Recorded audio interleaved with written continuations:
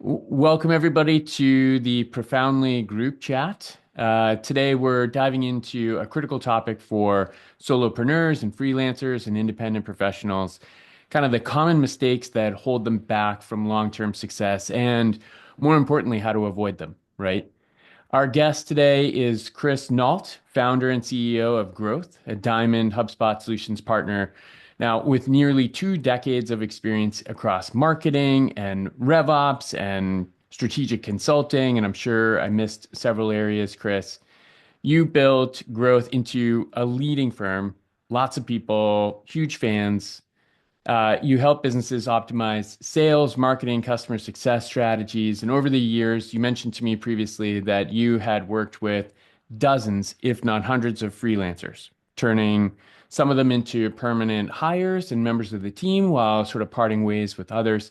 That experience has really given you, I think, a really unique perspective that people are interested in on what separates high performing professionals from those who kind of struggle to land that repeat business or those long-term contracts that they're after. So we're excited to have you. Thank you so much for joining and appreciate you taking the time.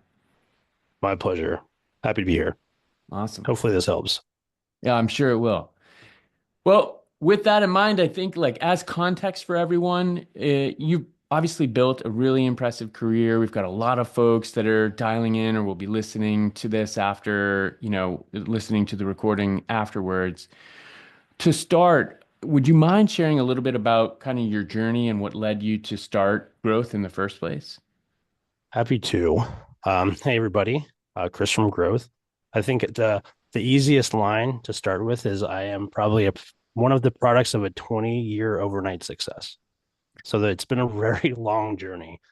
Um, I started my first company at 20 years old with employees. I was self-funded and I had to be creative in how I built and scaled my teams. And that's what led me to experiment with contractor models very early on. Uh, I'm 41, almost 42 now. So that we're talking like 2003.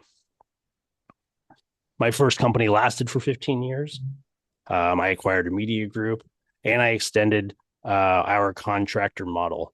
And over time, I realized that the most valuable hires weren't just creative talent, but problem solvers. And so they had to think beyond the task and help and help drive business growth. And then in 2017, I closed that company, sold chunks of it, um, started the first version of Growth. We kept our office in Florida where I was, moved to San Francisco so I could be close to technology. And then by 2022, we dropped the marketing close and moved into consulting as a business. Got it. That's awesome. I know obviously we know each other from my past life, and there's been a lot of change at Growth. For folks that might not be as familiar, do you mind sharing a little bit about Growth, like what Growth focuses on and kind of the your expertise there? Yeah, I think over the 20 years, I noticed whether it was a small business or mid market or enterprise, our niche became critical problem solving and change management, and leveraging software and people and processes to fix that. So that's the gist. We're a systems driven consultancy and we do a lot of HubSpot and HubSpot universe things. Got it. Awesome. Now, you touched on it a little bit. I'm sure folks that are dialing in here today are really curious to dig in. You've worked with a lot of freelancers and solopreneurs and independent contractors and so on in your time. Could we dig into a little bit kind of what makes certain freelancers or professionals, solo professionals succeed and others struggle? Like, what are some of the biggest mistakes that you see independent professionals make? Yeah, those are really good questions. So we're going to start off with the mistakes. Yeah. That sounds like a good starting point. We've all experienced them. I think the first um, real issue I see come up frequently is the blurring line between contractor and employee. I think a lot of freelancers unintentionally act like employees, and I think a lot of employers unintentionally treat you all like employees as well. But there is a distinct separation of fractional consulting work. That's different. And um, that incorrect relationship can cause a lot of friction down the line. So I think that's an important note. Um, it's important to understand the business side.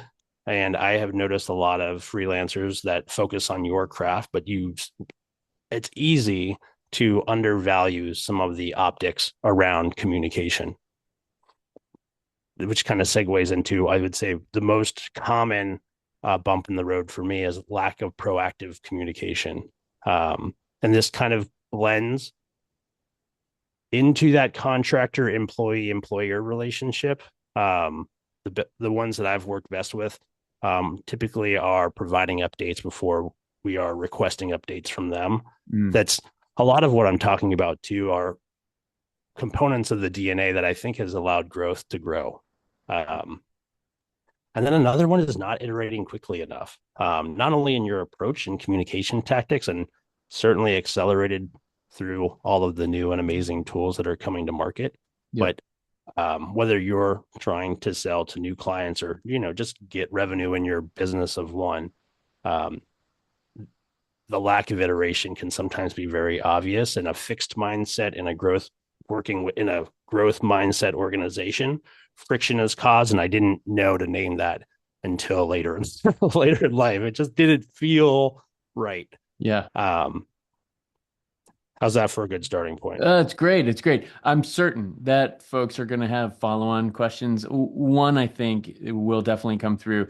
Your first point that you made, where employers treat, independent professionals as employees and vice versa. Like, can you say a little bit more about that? Like, what could an independent professional do that, to avoid that kind of a mistake? Yeah, and this is, I didn't mean to like tread into labor laws, and this predominantly applies to the United States, which I think has a benchmark for that most countries fall under. Maybe like some of Europe is even more strict, but when there's set hours, uniforms, tools, and processes, you're actually probably an employee, and your selling point of, well, you don't have to pay insurance and other things is Mm. invalid from a legal perspective. Hmm. Um,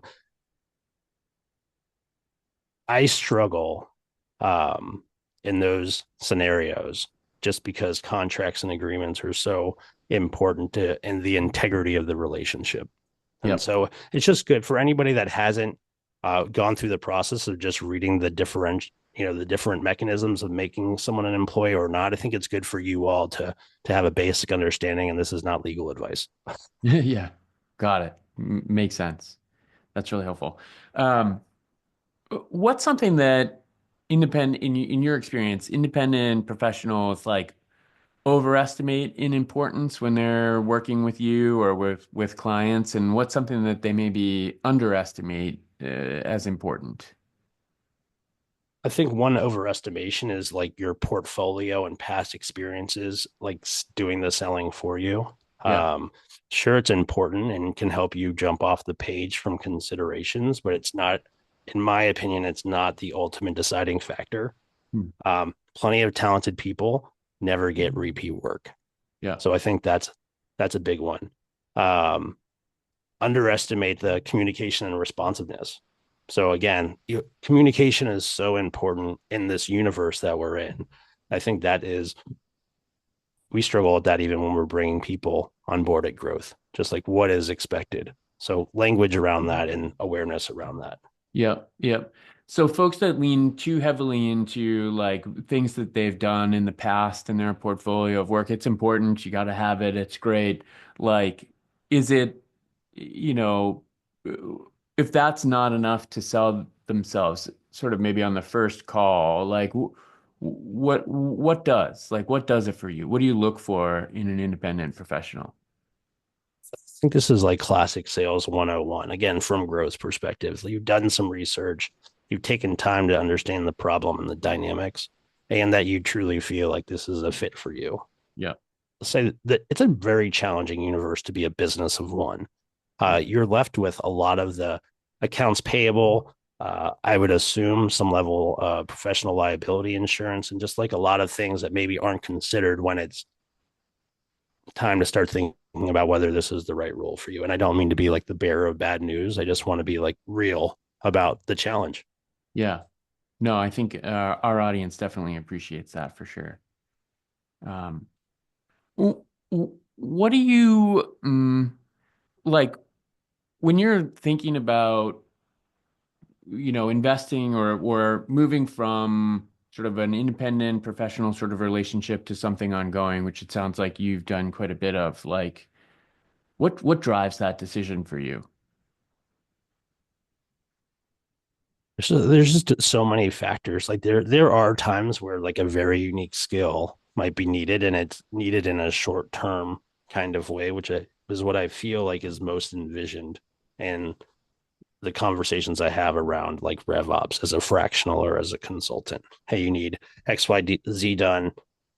I can get those things done. Yeah. And so the relationship is meant to be kind of fly in and fly out. And I try to maintain professional and personal relationships with a lot of people I've worked with. So sometimes they zoom in and out. I've had people that I've worked with for 15 to 20 years that I'll rehire every couple of years. Yeah. If it does look like it's something that's moving towards a full-time need, the first thing I would do is ask if this person is interested. Yeah. Um, because they already, there's some advantage to that. But if you've already made the decision to go independent and have all the investments that are required to do that well, Yeah. it's probably not a conversation you're interested in. There's a reason you operate with these intentions. So the best thing for us is to just be clear that we see a need for this to be a full-time role, give them the chance to throw their hat in, and then just again make sure that there's transparency that we're going to be looking for somebody. And oftentimes this person will have recommendations for full-time hires, which is really great. Yeah. Helps a lot. If you sort of think back across the landscape of folks that you've worked with over the years, it sounds like communication is a big driver for you. You want to, don't wait to be asked, sort of proactively communicate how things are going and sort of really lean in.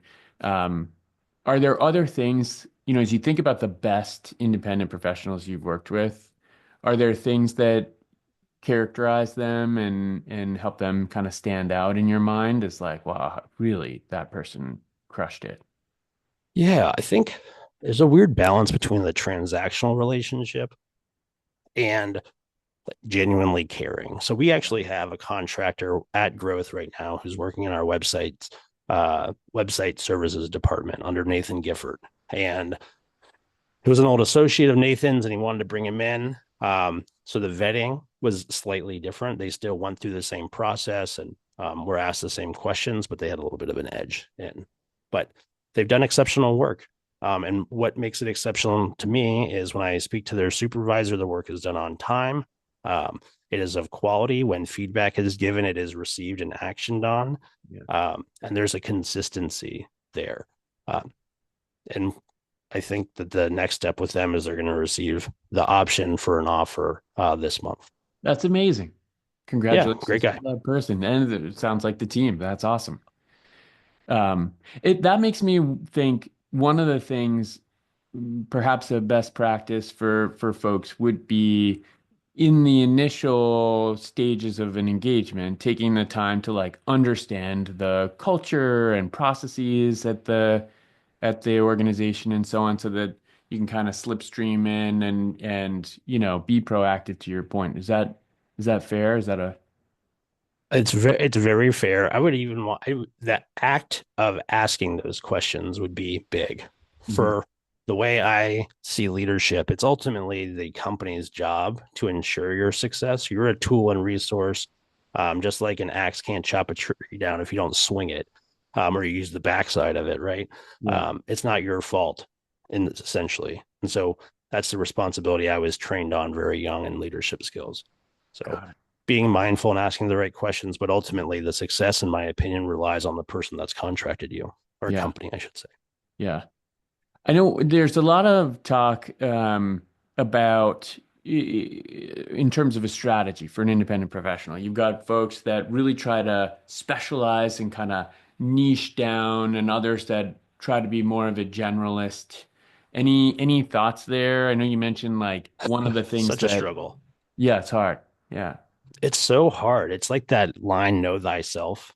yeah, Um, And growth is a bigger team now and like 20 people. But when we joined the HubSpot ecosystem, when Brian and I first met, we were a team of three. So we were essentially not too far off from everybody in this audience and going through the process of why didn't we get the deal? Why did we get the deal? And the biggest one that almost rocked me was conversations with Dan Tyre from HubSpot about niching. And Yeah. I'm so thankful for him reminding me that a niche doesn't need to be an industry. It can be anything, um, as long as it's specific. And the reason for picking a niche is it does make marketing and sales easier because you're isolating things, and all humans have lizard brains, right? So it's scientifically accurate, even though it's a challenge. So we took the approach over time, and we iterate often to lean in on critical thinking and problem solving for established companies. We just knew our mix didn't work well with startups, and we've learned who we are over time. So I guess the biggest piece of advice is this is an exercise you need to go through. It is never complete, and don't be afraid to plant your flag and then move it later. I love that. Taking notes. Brilliant.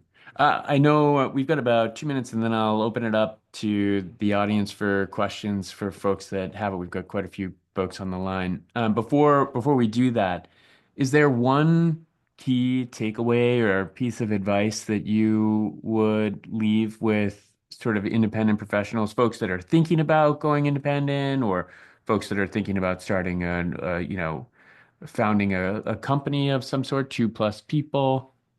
Any advice? Yeah, I think there's probably they could be separate or together thoughts. One is embrace the chaos and the work because it's reality. It doesn't it's going to be there, so there's no reason to ignore that. And it's part of the growth process is to appreciate that for what it is. And then mindset over everything. Like at the end of the day, you're working from a computer. We should all be considerate and of how lucky we are that we have that opportunity while many others have a much different version of what puts food on the table. So kind of a classic Chris answer. It's going to be hard work, but appreciate it. It'll make you better. I love it. I love it. All right. With that in mind, if you are in the audience and want to ask a question, feel free to turn your camera on and come off mute and can ask Chris directly. Hey, Gene. Hi. So I have one that I'm sure everybody else here will likely empathize with, and that's I know better, but I tend to fall into I have one big client that consumes me. Everything's happy, everything's great. I'll have a couple little guys, but it's my love is the big guy, and then it's done. How do you keep your pipeline more steady? I mean, I think that you're bringing up one of the realistic realities of being independent, and that is that pipeline building, relationship building, network building should never stop. I think I've had that going for 20 years, and that's been growth's way of stabilizing and staying alive is that kind of natural connection. And this big client might go away, but put effort into maintaining the relationship with the person in the company because they'll come back. And the other thing I learned from my time early at HubSpot is the closed lost pile is always a potential closed won pile. So make sure you're operating some basic form of CRM for yourself as a business, and don't be afraid to pop back up. And I really appreciate it when those do that to me because I realize they have the chops for being an independent business. I hope that helps. Yeah, I mean it's the stuff I know, but then on a day-to-day basis, I'm just working away and I don't tend to do it. And this is actually why profoundly. I'm hoping profoundly will help the pipeline, even out a bit. Yeah, you're here. I Yeah, hopeful. It makes sense, but it is a challenge. It is a challenge to maintain those relationships, and ABCs, right? Always be closing. Yeah.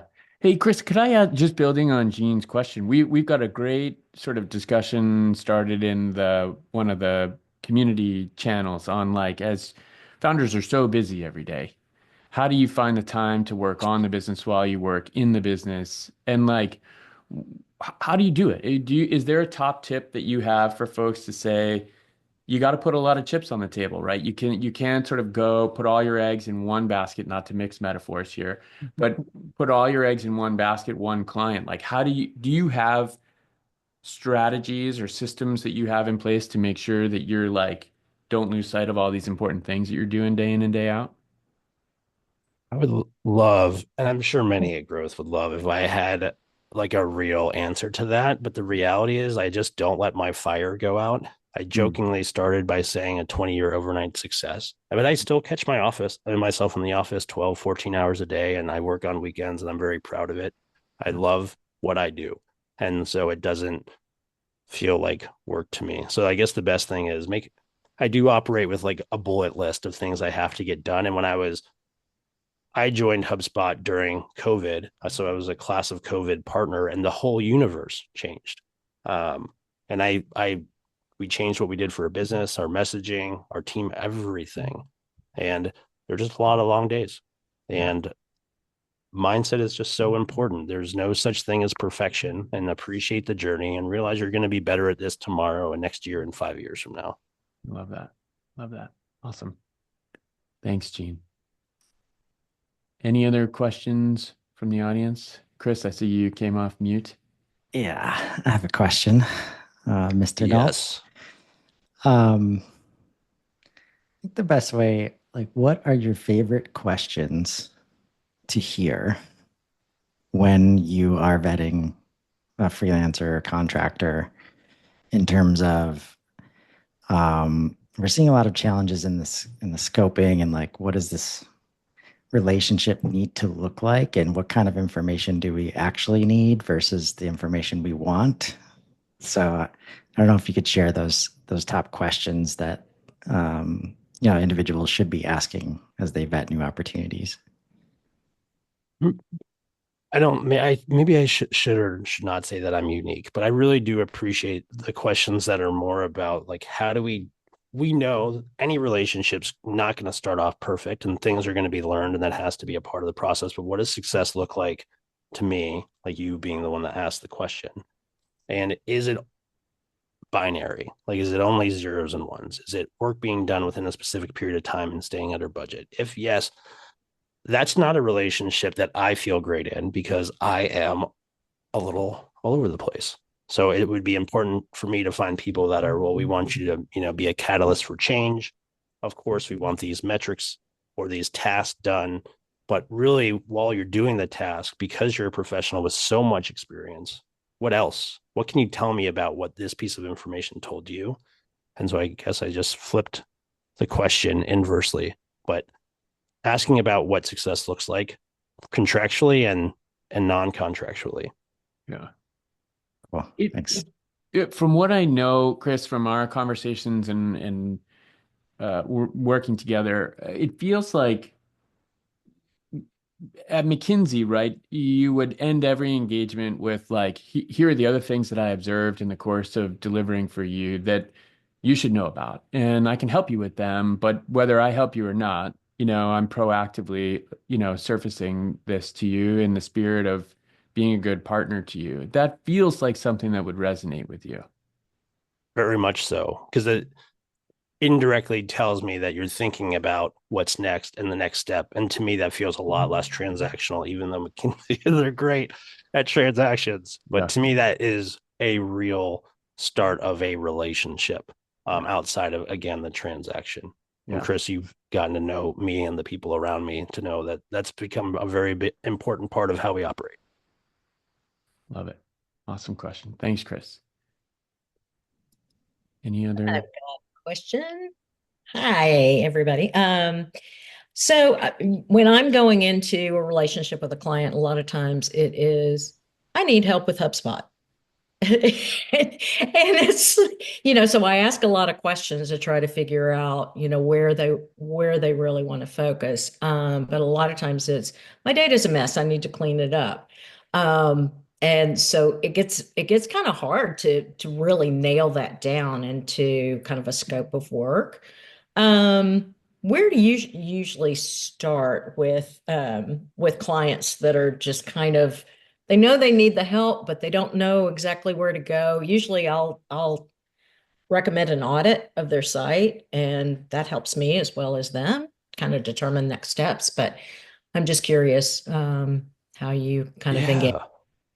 Yeah. Those are exciting. I think younger me really appreciated those types of conversations because you're instantly like, look how much opportunity is here. But again, there's probably a really big gap into understanding you as a resource and how they can successfully leverage it.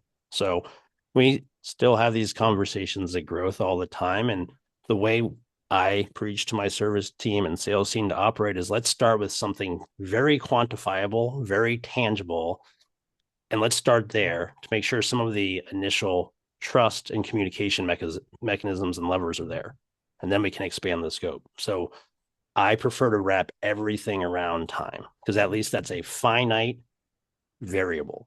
While my service team members prefer action items. It's a constant battle, but there is probably a combination of those two that need to be discussed. So that way you don't do what you all do best, which is help, and then end up pouring 60 hours into something that they think was done in 5 minutes. So that's a heartbreaking experience. Yeah. Brilliant. All right. We're almost at time. I have two more questions, Chris. One is for any independent professional out there that is looking to sort of go up market in their own sense, right? Move to higher value add work relative to for them, not necessarily into the enterprise as a segment. What's one thing you would have them do? I think just clear documentation and communication. Mm-hmm. Yeah. Got it. Like you have to make, especially if we're selling intangible time, right? It's intangible. I think the real win and when you can get better is creating tangible things off of that, whether it's just a decently formatted Excel doc with cars in the parking lot, like the McKinsey, here's what happened next. Start with those action items so it's hyperlinked and then very easy to digest the work that you've done. When you keep it aloof, it's hard to come back from if you're of all the factors that are going on in their life. Yeah. And if you had to pick one in terms of marketing yourself as an independent professional, would you market yourself as a specialist in a specific area, a product expert, sort of in some other way? Do you have any advice there, or is it kind of depends?